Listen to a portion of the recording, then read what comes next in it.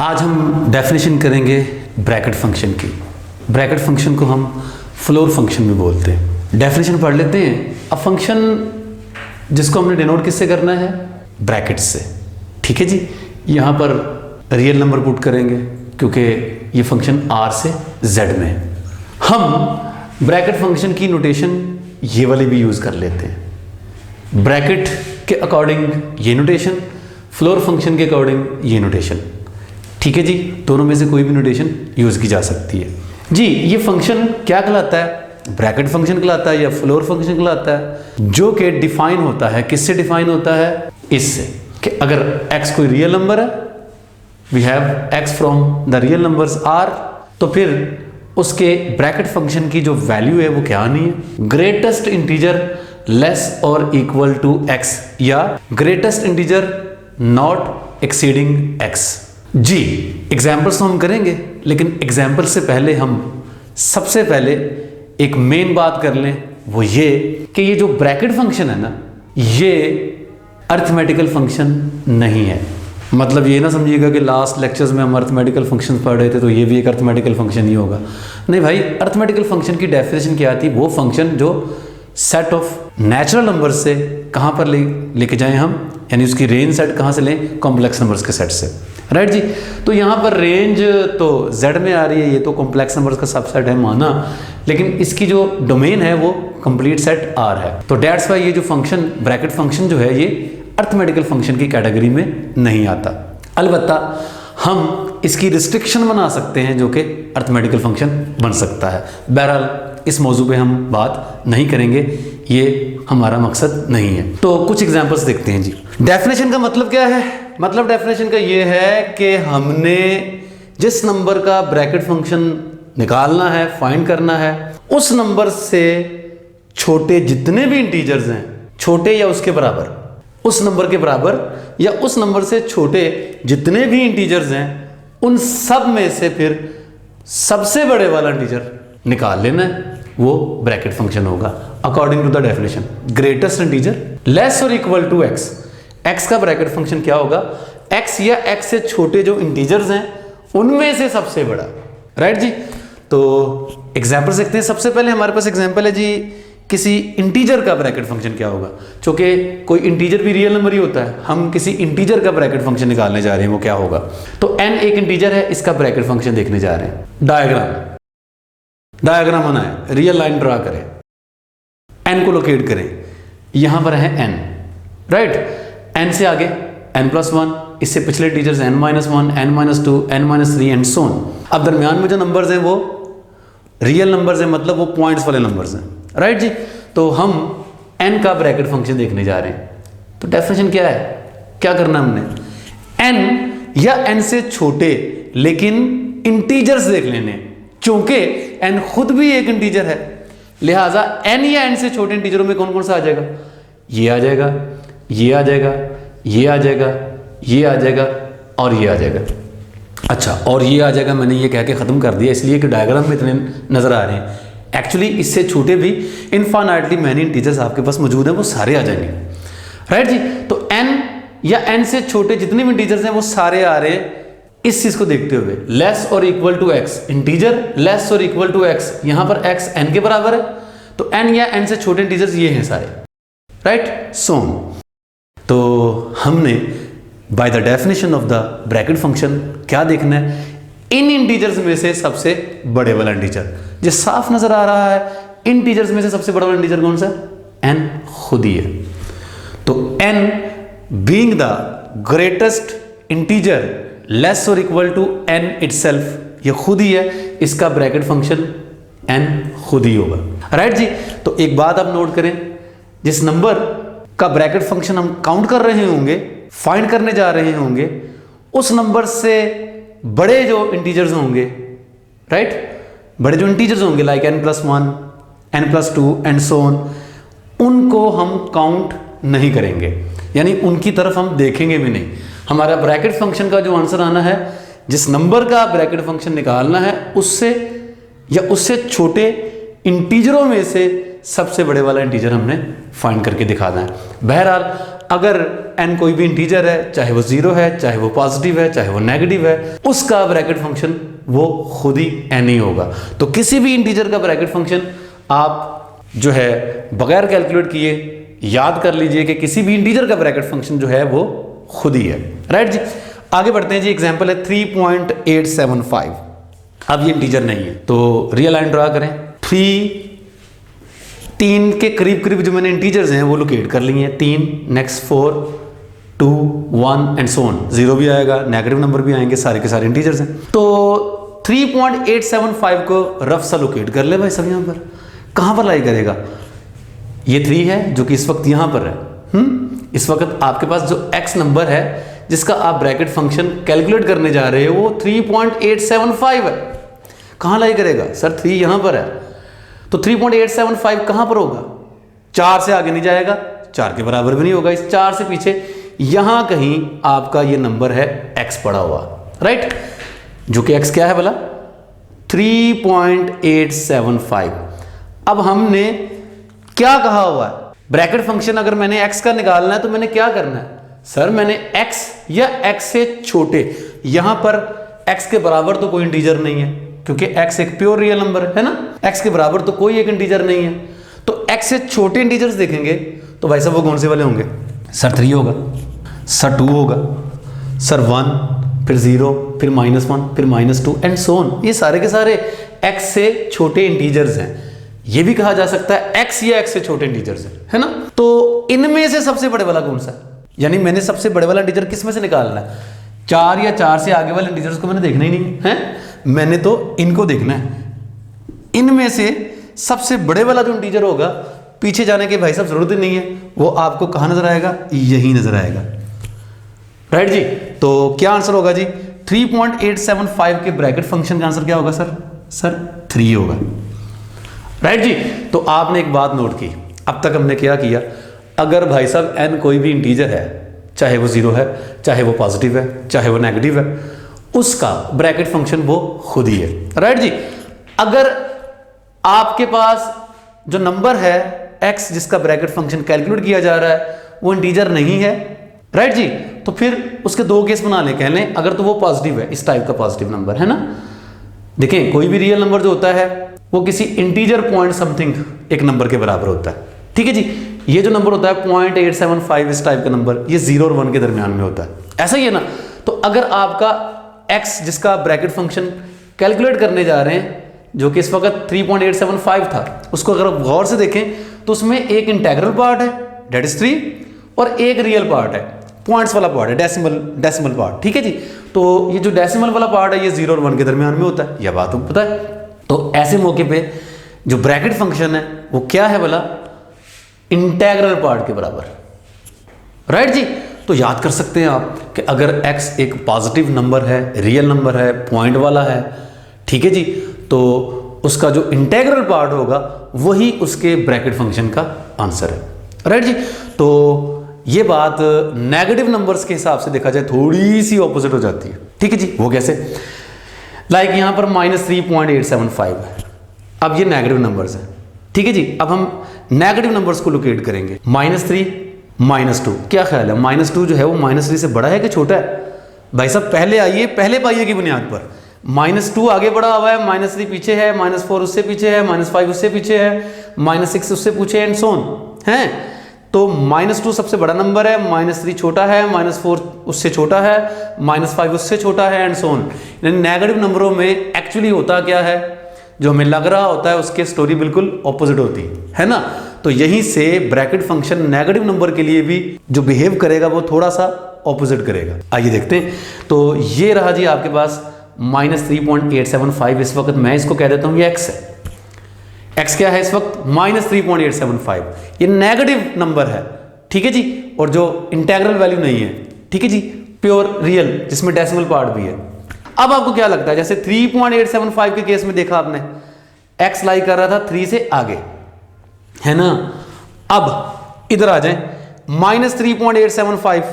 भाई साहब अब आपको लग रहा होगा कि -3 से आगे यानी कि इस तरफ, यहां पर होगा x, गलत। -3.875 जो है ये मजीद छोटा है -3 से, तो मजीद जो कि छोटा है तो इसने कहां पर होना है सर, इसने तकरीबन यहां पर होना है। So this is your x जो कि बराबर है -3.875, है ना। तो अब हम काउंट करते हैं इस x या x से छोटे जितने भी इंटीजर्स हैं उनको, वो कौन कौन से हैं भाई साहब। आगे वालों को तो देखने की जरूरत नहीं है भाई साहब, ये जो इंटीजर्स हैं ये तो बड़े हैं x है ना। हमने इससे या इससे छोटे इंटीजर्स देखने हैं, तो वो पहला इंटीजर यहां पर लाई कर रहा है, डेट इज -4। ये हो सकता है, ये हो सकता है, ये हो सकता है, एंड सो ऑन, पिछले सारे। इनमें से जो सबसे बड़ा है वो कौन सा है वाला, वो -4 है। तो भाई साहब पकड़ लो इसको, यही है आपका ब्रैकेट फंक्शन, किसका, -3.875 का, राइट जी। तो अब गौर से सुन लें और इस बात को याद कर लें कि अगर आपका रियल नंबर नेगेटिव है, पॉइंट्स वाला है, नेगेटिव है पॉइंट्स वाला है, यानी डेसिमल पार्ट उसका 0 नहीं है, मतलब इंटीजर नहीं है, मतलब है, तो उसमें कोई डेसिमल पार्ट भी है भाई साहब, है, तो ऐसे मौके पे उसका जो इंटेग्रल पार्ट है जो कि नेगेटिव है। अब ये इसका ब्रैकेट फंक्शन नहीं है, इसमें से आपने एक कम करना है, राइट। कम करके क्या बना, इस केस में -3 से क्या बना, -4, तो -4 आपका ब्रैकेट फंक्शन है।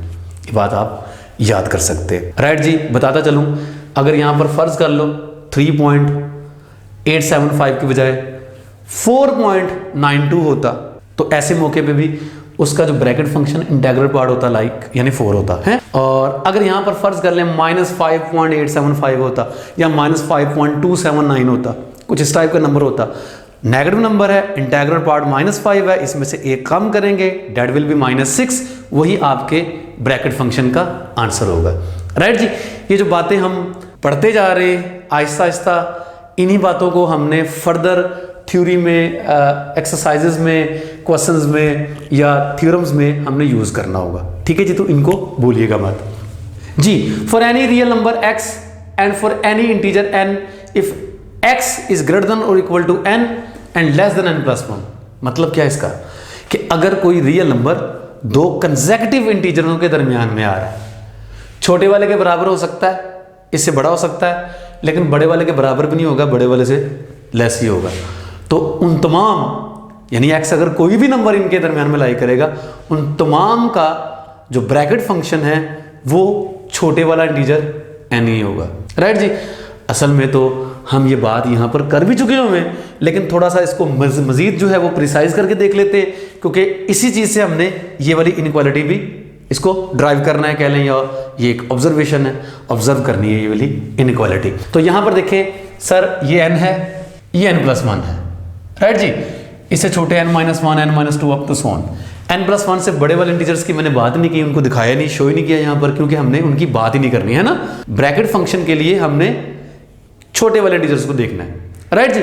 तो x आपका कहाँ होगा जी, हर वो नंबर जो n या n से बड़ा है लेकिन n+1 से छोटा है, तो कहाँ पर हो सकता है, x इसके बराबर भी हो सकता है, इससे बड़ा भी हो सकता है।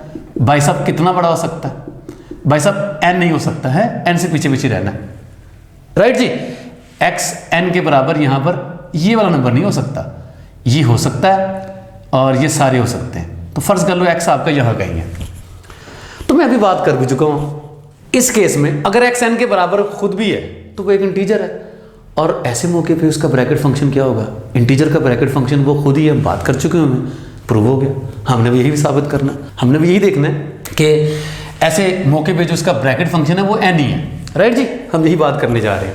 तो अब देखें, अगर x n के बराबर नहीं है, इससे बड़ा है, लेकिन बड़ा है तो कितना बड़ा है, नेक्स्ट इंटीजर से छोटा ही है, ठीक है जी, नेक्स्ट इंटीजर से छोटा ही है, क्योंकि अगर x n+1 नेक्स्ट इंटीजर के बराबर होगा तो उसका ब्रैकेट फंक्शन पर n+1 होगा, n नहीं होगा, तो इससे छोटा ही रखना।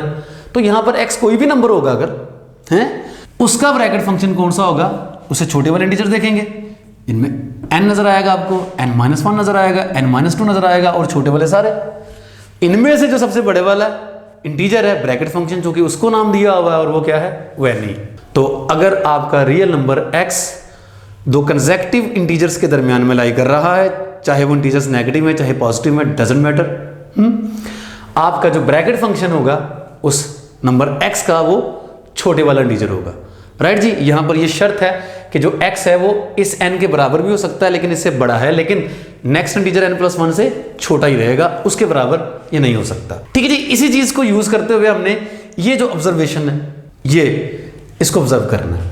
ये क्या है बोला सर, यहां पर कहा जा रहा है for any real number x, ये कि x जो है वो ग्रेटर और इक्वल टू उसके ब्रैकेट फंक्शन के है, वो लेस है किससे, ब्रैकेट फंक्शन ऑफ x +1, वो अपने ब्रैकेट फंक्शन में एक जमा करके उससे छोटा ही रहेगा, और जो ब्रैकेट फंक्शन ऑफ x है ये बड़ा रहेगा किसे, x-1 से, यानी उस रियल नंबर में से एक कम करके उससे बड़ा ही रहेगा। तो ये ऑब्जर्वेशन हमने यहां पर यहीं से ड्राइव करनी है कहने। ठीक है जी, कोई बात नहीं, x कोई रियल नंबर है, डेफिनेटली हर रियल नंबर दो कंसेक्यूटिव इंटीजर्स के दरमियान में मौजूद है गई, है ना, तो हम समझ लेते हैं कि x n और n+1 के दरमियान में गई, राइट जी। यहां गई है तो x इस वक्त n के बराबर हो सकता है, n से बड़ा हो सकता है लेकिन n+1 से छोटा ही हो। कोई भी रियल नंबर है, for any x belongs to r there exist some n belongs to z such that, हम लिख सकते हैं सर, हम लिख सकते हैं x को कैसे लिख सकते हैं, x को लिखना क्या है, हम ये कह सकते हैं कि x n इस इंटीजर के बराबर है या इससे बड़ा है लेकिन इससे नेक्स्ट इंटीजर से छोटा है, कह सकते हैं ना, यानी यही सिचुएशन होगी यहाँ पर, राइट जी। तो अब देखिए जी सर, फर्ज कर लें, दो केस बना लें, केस 1, ये देखिए केस 1, अगर तो आपका x खुद एक इंटीजर है यानी n के बराबर ही है, मैंने कहा है x n के बराबर हो सकता है, ये देखिए n से बड़ा हो सकता है लेकिन n+1 से छोटा होगा, n+1 के बराबर नहीं हो सकता, राइट। तो इस मौके पर इंटीजर का ब्रैकेट फंक्शन चूंकि n खुद ही होता है, तो ये क्या है सर, ये भी क्या होगा, n होगा, ठीक है जी। ये क्या होगा, ये भी n होगा, n जो है वो n से ही लेस और इक्वल हम कह सकते हैं, इक्वल है ना, लेस बेशक नहीं है लेकिन इक्वलिटी तो है, n के इक्वल है, ये चीज वैलिड है, राइट। n में से एक कम करेंगे, ये n है, n में से एक कम करेंगे n-1, ये देखें बहुत पीछे आ गया, तो ये नंबर छोटा होगा n से, यानी अपने ब्रैकेट फंक्शन से। Is it clear? और इसको देख लें, ये देखें ये n है, n में क्या ऐड कर देंगे, n+1 तो भाई साहब ये नेक्स्ट नंबर है, इससे भी x छोटा होना है, क्योंकि मैंने कहा था कि x इस नंबर n+1 के बराबर नहीं है, x से छोटा छोटा ही है, तो ये बना n+1 और x जो है वो n+1 से डेफिनेटली छोटा ही है जी। दूसरे केस में क्या हो सकता है सर, हो सकता है ना कि x जो है वो n+1 और n के बिल्कुल दरमियान में है ना, यानी जो x है वो n से बड़ा है, तो क्या होगा, हमने अभी देखा ऐसे मौके पर जो ब्रैकेट फंक्शन हमने अभी ऑब्जर्व किया था, क्या होगा वाला, ब्रैकेट फंक्शन किसके बराबर होगा, n के बराबर होगा, यानी यहां कहीं फर्ज कर लो x है सर, n होगा इसका x का ब्रैकेट फंक्शन, है ना, तो ब्रैकेट फंक्शन जो है वो x से लेस और इक्वल है, हाँ है, क्यों है, ये रहा ब्रैकेट फंक्शन, ये रहा x, तो ये नंबर जो कि पहले आ रहा है तो इससे छोटा है, बराबर नहीं है, पहले केस में इक्वालिटी आ रही थी, इस केस में इक्वालिटी नहीं आ रही है ना, तो हमने भी यही कहा है कि लेस और इक्वल दोनों में से कुछ भी हो सकता है, पहले केस में इक्वालिटी, इस केस में इनइक्वालिटी, नो प्रॉब्लम, इक्वालिटी ये जो इनइक्वालिटी है ये हमारी वैलिड है। तो आगे बढ़ते हैं, ये रहा जी ब्रैकेट फंक्शन यानी कि n, x में से एक कम किया, सर x यहां पर है, x में से एक कम करके हम यहां नहीं आ रहे, अब की बार इसमें से एक कम करेंगे, तो जितना दो इंटीजर्स के दरमियान में गैप है, दो कंसेक्यूटिव इंटीजर्स के दरमियान में गैप 1 का है ना, तो इसमें से 1 माइनस करेंगे तो उतना ही गैप आपका यहां बन जाएगा, यानी x आपका अगर यहां है तो x-1 फिर यहां कहीं होगा ना, तो देख सकते हैं आप कि जो ब्रैकेट फंक्शन ऑफ x है वो यहां पर है और x-1 जो है वो पीछे है, भाई साहब ये छोटा है ये बड़ा है, यही हमने प्रूव करना था, है ना। आगे चलते हैं, ये ब्रैकेट फंक्शन ऑफ x यानी कि n ये रहा, इसमें एक ऐड कर दिया तो कहां चले जाओगे भाई साहब, आप ये ब्रैकेट फंक्शन इसमें एक ऐड करके आप यहां पर आ जाओगे, so this value is equal to bracket function of x +1 और ये एक इंटीजर है, ठीक है जी। आपका जो x है वो छोटा है, डेफिनेटली छोटा है इस इंटीजर से, क्योंकि हमने कहा था कि जो x है वो n+1 के बराबर नहीं, उसे छोटा होगा तभी हम ये बात कर सकते हैं, राइट जी। तो ये जो आपकी ऑब्जर्वेशन है वो दोनों केसेस के लिए सीधी सीधी ट्रू है, दोनों केसेस मतलब x अगर n के बराबर है, किसी इंटीजर के बराबर है तब भी ये वैलिड है, अगर x किसी इंटीजर के बराबर नहीं है ये इनइक्वालिटी तब भी वैलिड है, किसी भी रियल नंबर x के लिए ये वाली इनइक्वालिटी हर लिहाज से वैलिड है जी। नेक्स्ट हम करने जा रहे हैं बहुत इंपॉर्टेंट रिजल्ट, जिसको यूज़ करके हम नेक्स्ट कई रिजल्ट्स जो हैं वो ड्राइव करेंगे। बेसिकली ये एक ऑब्जर्वेशन है, आसानी से हम ऑब्जर्व कर सकते हैं सीधी सीधी फ्रॉम द डेफिनेशन। लेकिन जब हम इसके प्रूफ की तरफ आते हैं तो प्रूफ के अंदर टेक्निकलिटीज़ जो हैं वो रहती हैं, तो उन टेक्निकलिटीज़ को सामने रखते हुए हम इस चीज़ को प्रूव करने जा रहे हैं, राइट जी। तो सबसे पहले हमने ब्रैकेट फंक्शन के बारे में जो डेफिनेशन पढ़ी और जो एग्जांपल्स पढ़ी उनको एक नज़र फिर से रिकॉल कर लेते हैं। अभी मैंने क्या पढ़ा कि x अगर कोई भी रियल नंबर है उसका ब्रैकेट फंक्शन क्या होने वाला, ग्रेटेस्ट इंटीजर लेस और इक्वल टू x। छोटी छोटी बातें, x अगर खुद इंटीजर है, नेगेटिव है, जीरो है या पॉजिटिव है, उसका ब्रैकेट फंक्शन वो खुद ही है, राइट जी। फिर हमने क्या देखा कि अगर कोई पॉजिटिव नंबर है x, कोई रियल पॉजिटिव नंबर है विद इंटीग्रल पार्ट प्लस जो है वो उसका जो डेसिमल पार्ट है उसके साथ, तो ऐसे मौके पे जो x का ब्रैकेट फंक्शन है वो क्या होगा वाला, इंटीग्रल पार्ट, राइट जी। और अगर x नेगेटिव नंबर है, इस टाइप का नेगेटिव रियल नंबर है with integral and decimal part, तो फिर ऐसे मौके पे x का जो ब्रैकेट फंक्शन है वो क्या होने वाला, उसके इंटीग्रल पार्ट में से एक माइनस करके, यानी अगर उसका इंटीग्रल पार्ट x का n है तो n-1 उसका ब्रैकेट फंक्शन होगा, राइट जी। इन्हीं कुछ बातों को यूज करते हुए हम ये रिजल्ट जो है वो ड्राइव करने जा रहे हैं। तो क्या है ये रिजल्ट, किसी भी रियल नंबर x के लिए आपको एक रियल नंबर थीटा मिलना है जो कि 0 और 1 के दरमियान में है। 0 हो सकता है, 0 से बड़ा हो सकता है, 1 के बराबर नहीं हो सकता, 1 से छोटा ही होगा। हम लिख सकते हैं x को किसके बराबर, x का ब्रैकेट फंक्शन प्लस ये रियल नंबर थीटा। ये किसी भी रियल नंबर के लिए नहीं है, कोई ऐसा रियल नंबर एक एग्जिस्ट करेगा जो 0 और 1 के दरमियान में होगा, राइट जी, जिसके लिए ये इक्वालिटी होल्ड कर रही होगी। तो आमतौर पर तो ये लगता होगा कि हमने जब बात की कि कोई रियल नंबर है, उसका एक इंटीग्रल पार्ट है, साथ में उसका एक जो डेसिमल पार्ट है, ये जो थीटा है ये उसी डेसिमल पार्ट के ही बराबर होगा, ठीक है जी। ऐसा हरगिज़ नहीं है, ऐसा है तो सही, लेकिन सिर्फ और सिर्फ पॉजिटिव रियल नंबर x के केस में। अगर x नेगेटिव रियल नंबर होगा ना तो फिर ऐसा नहीं है, फिर ये जो थीटा है ये वो वाला रियल नंबर नहीं है जो कि डेसिमल पार्ट के तौर पर x के साथ अटैच होगा। तो आप इसको प्रूफ में देखेंगे भी, राइट जी। तो चूंकि यहाँ पर बात चल रही है नेगेटिव पॉजिटिव के अकॉर्डिंग, तो डेफिनेटली हम यहाँ पर 3 केस बनाएंगे। पहला केस हो सकता है कि भाई साहब x 0 हो, क्योंकि 3 तरह के रियल नंबर है ना, 0, पॉजिटिव और नेगेटिव, राइट जी। तो पहला केस हम करने जा रहे हैं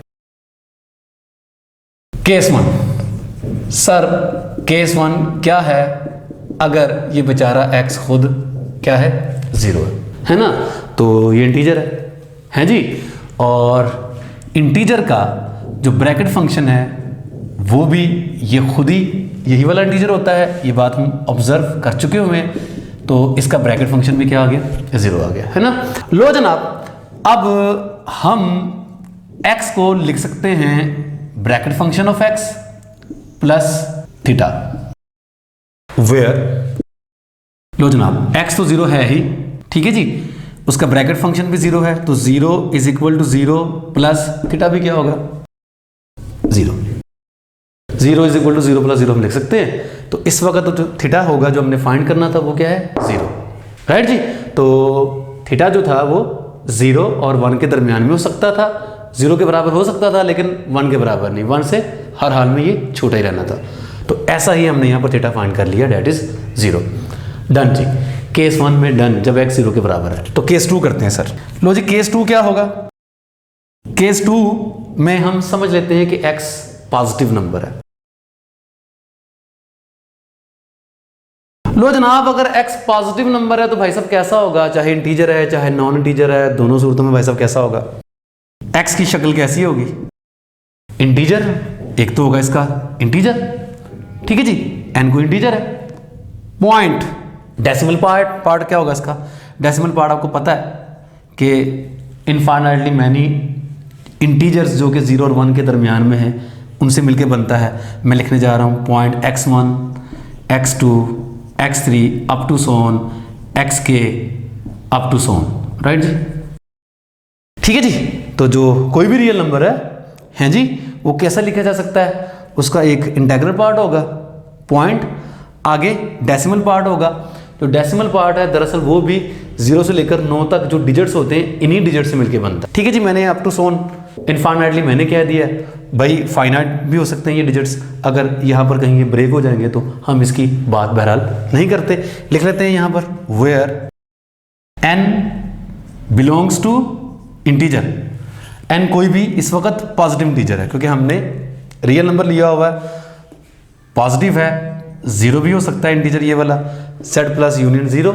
और क्या है जी, साथ में क्या कहेंगे, एंड ये जो नंबर्स हैं x1 x2 x3 up to so on xk up to so on, ये सारे के सारे 0 1 2 अप टू सोन 9, 0 से लेकर 9 तक जो डिजिट्स हैं इन्हीं में से ये कोई डिजिट्स हो सकते हैं, है ना।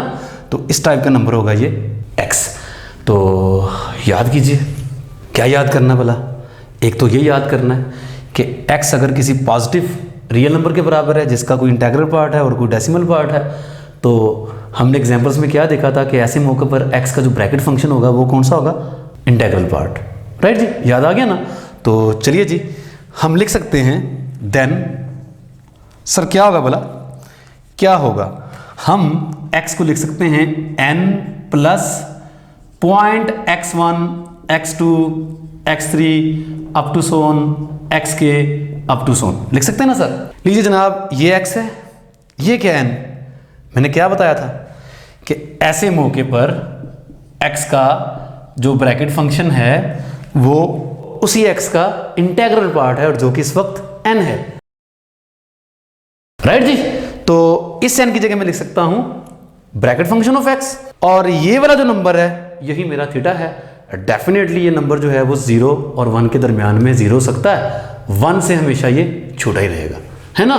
तो आपने प्रूफ कर डाला, implies x is equal to bracket function of x, ये ब्रैकेट फंक्शन ऑफ x के बराबर है, प्लस ये क्या है, theta, plus theta, where bracket function of x is equal to n and theta जो कि क्या है, point x1 x2 x3 up to so on xk up to so on, ये जो नंबर है थीटा ये जाहिर है 0 हो सकता है, 0 से बड़ा हो सकता है, लेकिन 1 से हमेशा छोटा ही रहेगा।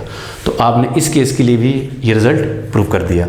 फाइनल जी, फाइनली हो सकता है कि x एक नेगेटिव रियल नंबर हो, हैं जी। Case 3, if x belongs to r minus x एक नेगेटिव रियल नंबर है जी। केस 3 में जब x नेगेटिव रियल नंबर है, यहां पर हम फर्दर 2 केस बनाएंगे, तो जो फर्दर 2 केस होंगे वो सब केस 1 और सब केस 2 की फॉर्म में होंगे, राइट जी। सब केस 1, भाई साहब नेगेटिव है फिर क्या होगा, नेगेटिव नंबरों में भी तो इंटीजर्स है ना, तो हम इंटीजर्स के लिए ये पार्ट जो है वो केस अलग कर लेते हैं। इफ x इज इंटीजर, अगर x एक इंटीजर है, लो जी मसला ही कोई नहीं, अगर x इंटीजर है तो भाई साहब x का जो ब्रैकेट फंक्शन है वो भी किसके बराबर होना है, चाहे नेगेटिव है, फिर क्या होगा, है तो इंटीजर, ब्रैकेट फंक्शन किसके बराबर होना है, x के बराबर ही होना है ना। और यूं आप लिख सकते हो x को bracket function of x plus theta, where theta जो है वो अब की बार भी क्या होगा, 0 के बराबर होगा, है जी। थीटा 0 हो सकता था और इसके लिए हमारी ये इक्वलिटी बन चुकी है, राइट जी। तो सब केस 2, फाइनल केस, यकीनन सब केस 2 क्या होगा, x नेगेटिव तो है लेकिन साथ में कोई ऐसा है जिसमें integral value plus the decimal part भी होगा और वो नॉन जीरो होगा, यकीनन वो नॉन जीरो होगा, क्योंकि अगर वो 0 होगा डेसिमल पार्ट तो यही केस बन जाता, इसलिए मैंने इस केस को सेपरेट किया यहाँ पर। तो बन गया जी सब केस 2, इफ x जो है वो इंटीजर नहीं है, नेगेटिव रियल नंबर है लेकिन इंटीजर नहीं है, तब मैं कैसे लिख सकता हूं x को अब की बार। देन सर x को कैसे लिखा जा सकता है, x को फिर से एक इंटीजर, पॉइंट यहां पर फिर से वही चीज x1 x2 x3 up to so on xk up to so on, इसके बराबर होगा। यहां पर n क्या होगा सर, n पॉजिटिव होगा कि नेगेटिव होगा, अब की बार आपका जो इंटेग्रल पार्ट है वो नेगेटिव है। क्यों नेगेटिव है? क्योंकि x आपके पास नेगेटिव रियल नंबर लिया हुआ है। Is that clear? तो वेयर लिख ले n जो है वो शामिल है नेगेटिव इंटीजर्स में से, कोई सा भी एक हो सकता है, और ये वाले जो नंबर्स है ये वही हैं। And point x1 x2 x3 up to so on xk up to so on, ये जो नंबर है ये नंबर आपका फर्ज कर लो इसको θ1 नाम दे दो, ठीक है जी। और θ1 डेफिनेटली 0 से बड़ा है आपकी बात और 1 से छोटा है। और अगर मैं बात करूं यहां पर x1 x2 इन नंबरों की, xi belongs to this set 0 1 2 3 up to so on 9, ये डिजिट्स 0 से लेकर 9 तक कोई भी हो सकते हैं, फॉर ऑल आई, ठीक है जी, फ्रॉम 1 2 3 एंड सो ऑन। आप ऐसे भी लिख सकते हैं, लेकिन क्लियरली ये जो नंबर थीटा है जो कि इसके बराबर है, ये जो नंबर है ये 0 और 1 के दरमियान में है। अब की बार ये 1 से छोटा तो है लेकिन 0 के बराबर भी नहीं है, 0 से बड़ा है, क्योंकि मैंने इसको इंटीजर नहीं लिया हुआ था, ये नॉन इंटीजर है, इसका डेसिमल पार्ट जो है वो 0 नहीं है अब की बार, राइट जी। तो थीटा जो है वो 0 से बड़ा है और 1 से छोटा है, θ1 0 से बड़ा है और 1 से छोटा है जी। अब कुछ याद कीजिए कि अगर x नेगेटिव रियल नंबर हो जिसका डेसिमल पार्ट भी हो, नॉन जीरो हो, तो ऐसे मौके पर x का जो ब्रैकेट फंक्शन था वो किसके बराबर आया था? याद कीजिए, नेगेटिव नंबर के केस में जो इंटेग्रल वैल्यू है वो नेगेटिव है, उसमें से एक कम करके ब्रैकेट फंक्शन था, आ गया याद? यानी कि अब की बार सर जी, अब की बार x का जो ब्रैकेट फंक्शन है ये n नहीं है, n-1 है, ठीक है जी। याद कीजिए मैंने -3.875 के लिए आपको करके बताया था कि इसका जो ब्रैकेट फंक्शन है वो -4 है, -3 से एक कम, राइट जी। तो वही चीज मैंने यहां पर यूज की है। Is that clear? उम्मीद है कि आपको ये बात समझ आ चुकी होगी जी। अब यहां पर बनती है एक प्रॉब्लम जो कि आपके माइंड में है। मेरा माइंड क्लियर है भाई साहब, मेरे माइंड में वो प्रॉब्लम नहीं है। मेरा माइंड क्या क्लियर है? अब की बार आप x को कैसे लिखेंगे? जैसा कि इस केस में आपने क्या किया था, आपने x इसके बराबर था n.x1 x2 अप टू सोन, तो आपने x को लिखा था n plus this decimal part, क्योंकि ये जो नंबर था इंटीजर पॉइंट समथिंग, यहाँ पर इंटीजर पॉजिटिव था, है ना। तो इस पॉजिटिव नंबर में ये जो नंबर है 0 और 1 के दरमियान में, इसको आपने ऐड करना था तो x बनना था। अभी भी दिखने में ऐसा ही लग रहा है, n.x1 x2 x3 up to so on xk, दिखने में ऐसा ही लग रहा है कि मैं x को कैसे लिखूंगा, x is equal to n plus point x1 x2 x3 up to so on xk up to so on. दिखने में भाई साहब ऐसा ही लग रहा है, लेकिन भूलिए मत कि अब की बार आपका x जो है वो नेगेटिव है, और इस केस में जो ये n जो नेगेटिव इंटीजर है और जो डेसिमल पार्ट है ये हमेशा पॉजिटिव होता है भाई साहब, हैं। तो ये जो n point something negative integer point something जो पार्ट है, ये दरअसल इसको n को और इस नंबर को ऐड करके नहीं सब्ट्रैक्ट करके बनना है, राइट जी। ये n नेगेटिव नंबर है, इसमें आपने ये पॉजिटिव नंबर सब्ट्रैक्ट करना है, तो पीछे जाएंगे n से आप। Is that clear? क्योंकि नेगेटिव नंबरों की बात चल रही है, तो सारा फड्डा है वो समझने के आपके इस स्टेप में था कि ये जो स्टेप है ये डिफर हो जाता है किस स्टेप से, इस स्टेप से। केस 2 में हमें कुछ और नज़र आ रहा था, केस 3 में हमारे पास ये चीज़ कुछ डिफरेंट है, राइट जी। नेगेटिव और पॉजिटिव इंटीजर होने की वजह से इंटेग्रल पार्ट जो है रियल नंबर का वो पॉजिटिव और नेगेटिव होने की वजह से ये फर्क पड़ जाता है। चले जी, अब बाकी जो काम है वो क्लियर है। मैं इसमें n में से 1 सब्ट्रैक्ट करने जा रहा हूँ, राइट जी, और सब्ट्रैक्ट किया तो मैंने 1 को ऐड भी कर दिया ऐड, और बाकी ये बचा माइनस का साइन, ये वाला माइनस का साइन, और इस नंबर को यहां से लेकर यहां तक इस सारे डेसिमल पार्ट को मैंने किसका नाम दिया होगा? θ1 का नाम दिया होगा, राइट। तो यहां पर आ गया θ1। तो n-1 इस वक्त क्या है? Bracket function. तो अभी भी आप देखें x is equal to bracket function of x, इसकी जगह मैंने लिख दिया ब्रैकेट फंक्शन ऑफ x, है जी, प्लस यहां पर मैं लिखने जा रहा हूं थीटा। θ1 क्या था भला? 0 और 1 के दरमियान में।